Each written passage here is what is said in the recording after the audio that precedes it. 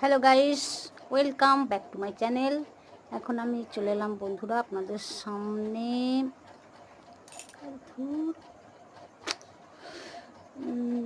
শ্যামল মিত্রের একটি গান নিয়ে।